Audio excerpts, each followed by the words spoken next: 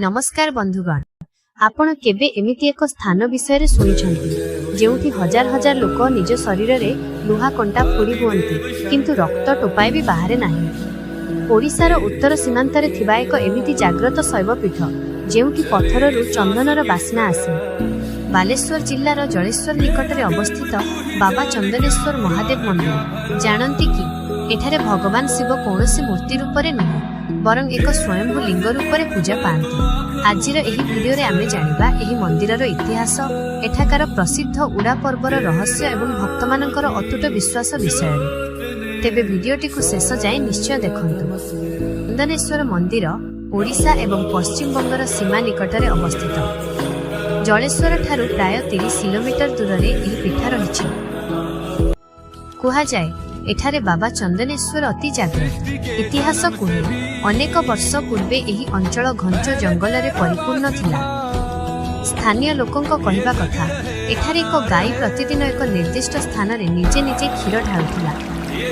परवर्ती समय रे सेही स्थान रे खोदन करिबा परे पवित्र शिवलिंग प्रकट होइथिले। चंदन काठ सदृश गंध एवं रंग थिबारु एहांक नाम चंदनेश्वर रखा जाइछि। स्थानीय लोकंक कहिबा कथा एठारे महादेव अति जाग्रत। जी जहा मानसिक करे बाबा ताहा निश्चय पूरण करंती। किंतु एही मंदिर को जहा सबुठारु खास बनाए ताहा हेउछि एठाकार प्रसिद्ध चड़क मेला बा उड़ा पर्व।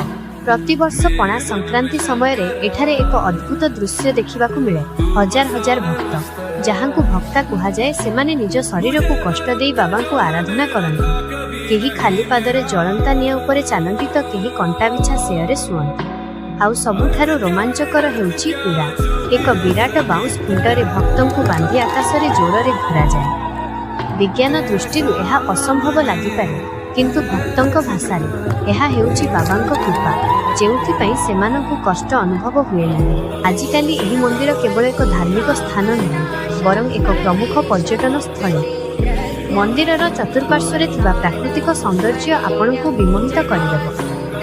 कौन आपण केबे एही उड़ा पर्व निज आखिरे देखिछन्ती? जदि हाँ तेबे निजर अनुभूति कमेंट रे निश्चय शेयर करंतु। वीडियोटी भल लागिथिले गोटे लाइक करंतु एवं ओडिशार एही महिमा को विश्व दरबार रे पहुंचाइबा पई वीडियोटी को शेयर करंतु। जय बाबा चंदनेश्वर।